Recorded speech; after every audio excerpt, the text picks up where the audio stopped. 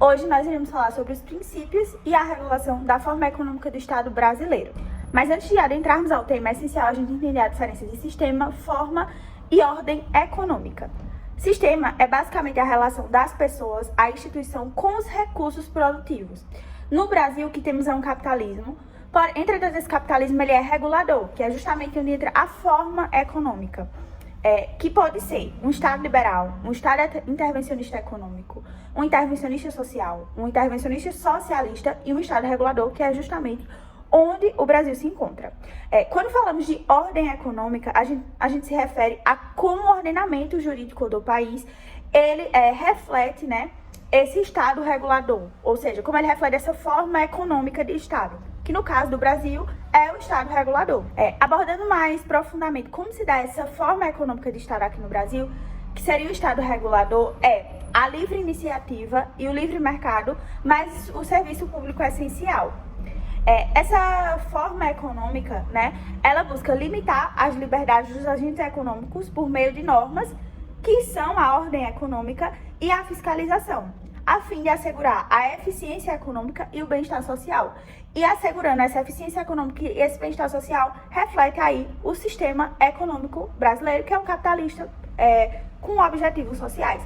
Então agora vamos fazer um resumo sobre o que é essa forma, ordem e sistema econômico brasileiro. Então, a Constituição, claramente, ela tanto protege o livre mercado e a livre iniciativa, a propriedade privada, mas ela também se propõe a promover a igualdade social, né? A diminuir aí as desigualdades sociais, ela busca assegurar alguns direitos sociais, e é utopia pensar que ela vai conseguir fazer isso sem regular esse mercado, que é responsável aí por boa parte dessa desigualdade e por promover e perpetuar essa desigualdade. Por isso que, quando a gente fala de sistema, a gente coloca o Brasil como capitalista, mais preocupado com as questões sociais, porque ele protege a iniciativa privada, ele protege o livre mercado, mas ao mesmo tempo ele também protege ali os direitos sociais, as questões sociais. Mas aí, como proteger essas questões sociais? Tendo sua forma econômica mais reguladora, onde eu regulo esse Estado, eu regulo esse mercado, né? Eu regulo até onde ele pode ir. E é justamente onde se expressa essa questão social. Então, na forma do sistema, a gente tem um capitalismo. Mas na forma econômica, a gente tem uma regulação. E essa regulação é justamente para assegurar esse cunho social. Como citado anteriormente, a forma econômica de Estado adotado pelo Brasil é o Estado regulador. Esse Estado regulador ele é disciplinado pela ordem econômica, que é um conjunto de regras que regem as atividades econômicas. Em outras palavras, a ordem econômica é quem vai dar regulamentação ao Estado regulador. No Brasil, nós temos os fundamentos, as finalidades e os princípios da ordem econômica previstos no caput, nos incisos e no parágrafo 1 do artigo 170 da Constituição Federal. No caput desse artigo, já é determinado que os fundamentos da ordem econômica é a valorização do trabalho humano e a livre iniciativa. No que concerne à valorização do trabalho humano, é importante destacar inicialmente que o trabalho é um fundamento da República Federativa do Brasil. Quanto ao fundamento da valorização do trabalho humano, previsto no artigo 170, nós devemos entender o seguinte, que esse fundamento determina que o direito social ao trabalho digno deve ser protegido. Ou seja, o Estado tem que regulamentar sua ordem econômica, não permitindo que haja preconceito com o trabalho, e o poder público tem que garantir que o que o trabalhador receba, ou seja, sua remuneração, vai garantir uma existência digna. Esse fundamento ainda determina que o Estado deve garantir que todos tenham acesso ao mercado de trabalho, e esse Estado também tem que regulamentar esses direitos, como o gozo de férias anuais, repouso remunerado, uma garantia de uma renda mínima. A livre iniciativa também é um fundamento da ordem econômica brasileira. Também é um fundamento da República Federativa do Brasil. O que esse fundamento determina? Que as pessoas e as empresas possuem liberdade de empreender, produzir e comercializar seus bens e serviços sem a interferência excessiva do governo, do Estado. Basicamente a ideia de liberdade dentro do campo econômico. Todas as pessoas, esses agentes econômicos, eles podem produzir seus negócios, e desenvolver seus negócios, escolher suas atividades econômicas, fixar preços, contratar funcionários e competir no mercado de forma justa. É importante destacar que essa liberdade não é absoluta, pois existirão ocasiões previstas na Constituição e em lei que o Estado poderá restringir essa livre iniciativa pelo bem do interesse público em geral. O artigo 170 ainda possui um parágrafo único que determina o seguinte: é assegurado a todos o livre exercício de qualquer atividade econômica, independentemente de autorização de órgãos públicos, salvo no caso previsto em lei. Esse parágrafo ele está em consonância com a livre iniciativa. Significa dizer que a ordem econômica do Brasil está baseada na ideia de que a escolha do trabalho fica ao arbítrio do indivíduo, seja esse indivíduo pessoa natural ou jurídica, e sendo indevida a interferência estatal nessa escolha. Bom, diante do já exposto pelos meus caros colegas, o artigo 170 da Constituição Federal traz consigo a proteção da existência digna dentro dos parâmetros da justiça social, em que diz que deve-se haver a garantia das liberdades fundamentais a todos, igualdade equitativa de oportunidades e a manutenção das desigualdades, mas somente para favorecer os mais desfavorecidos. Esta correlação é extremamente importante, visto que a ordem econômica, sem necessariamente estar interligada com a justiça social, acarreta um caminhão de injustiças e, principalmente, deixa o Estado inerte aos anseios da população. De modo que não há equilíbrio e limites entre os ganhos desse Estado e o que ele realmente proporciona para a sua população em termos de princípios para uma vida digna e com qualidade. Como, por exemplo, melhorias no sistema de saúde, segurança, assistência aos mais pobres e outras centenas de retornos que o Estado deve proporcionar à sua população. Bom, agora nós falaremos sobre os princípios. Eles estão previstos no artigo 170 da Constituição Federal e nos seus incisos. O primeiro deles é o princípio da soberania nacional, que diz o seguinte, que é por meio da política econômica que o Estado vai estabelecer a sua posição de soberania interdependente em relação aos demais Estados. Ou seja, isso quer dizer que aquelas decisões tomadas, elas vão representar a vontade daquele Estado nacional.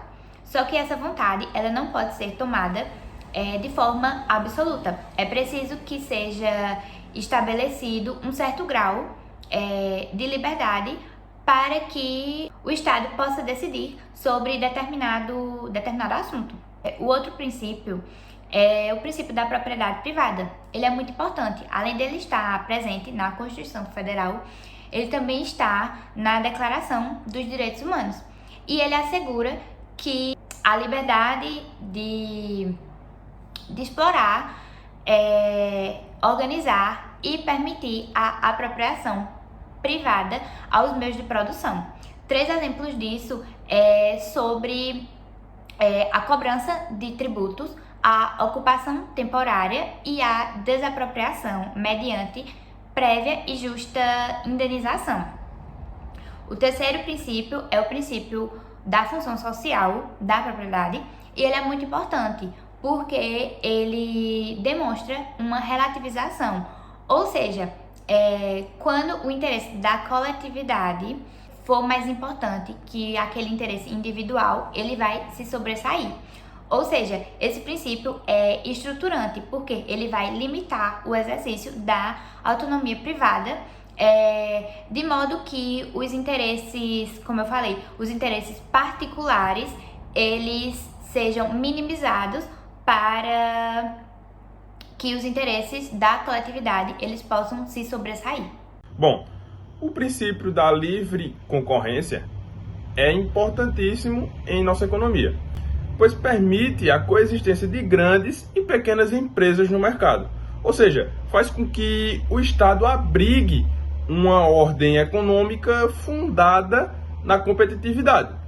Podemos ver também no artigo 173, parágrafo 4º, que a lei reprimirá o abuso do poder econômico que vise a dominação dos mercados, a eliminação da concorrência, mencionando novamente o princípio da livre concorrência, e também ao aumento arbitrário dos lucros. Um exemplo de violação a este princípio é a criação de cartéis, como, por exemplo, donos de postos de gasolina, de combustíveis, se reúnem e dizem, agora a gasolina só pode ser vendida a R$5. Isso vai ferir o princípio da livre concorrência. Outro princípio, o da defesa do consumidor, norteia toda a atividade econômica e não pode ser violada com o fim de atingir o desenvolvimento econômico. Por isso, existem vários agentes que atuam na defesa do consumidor, como o Ministério Público e o PROCON. A atuação destes se dá com o intuito de equilibrar a desigualdade de poder entre o fornecedor e o destinatário final. Vale ressaltar também que todos os princípios se correlacionam com o princípio da dignidade da pessoa humana. Contudo, eu particularmente julgo o princípio da defesa do consumidor como o que deve ser dado mais ênfase nesse quesito, pois defender a parte mais vulnerável do negócio evidencia o objetivo da preservação da dignidade do ser humano. Vale ressaltar também que o princípio anteriormente citado, o da livre concorrência, beneficia o consumidor por causa da competitividade.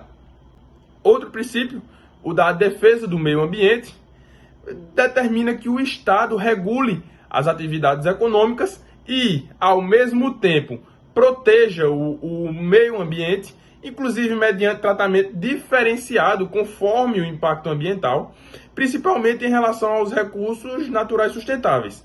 Daí, a nossa Constituição reservou o capítulo 6 para tratar especificamente sobre esse tema.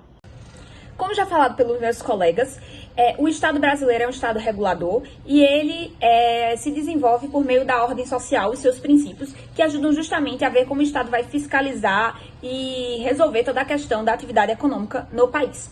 Eu vou falar aqui sobre 3 princípios previstos no artigo 170 da Constituição, os que estão previstos nos incisos 7º, 8º e 9º. No inciso 7º, a Constituição prevê, como princípio, a redução das desigualdades regionais e sociais. Nesse sentido, é importante observar que esse princípio é um princípio integrador. E também não é só um princípio, ele é proposto como um dos objetivos fundamentais da Constituição, no artigo 3º, inciso 3º.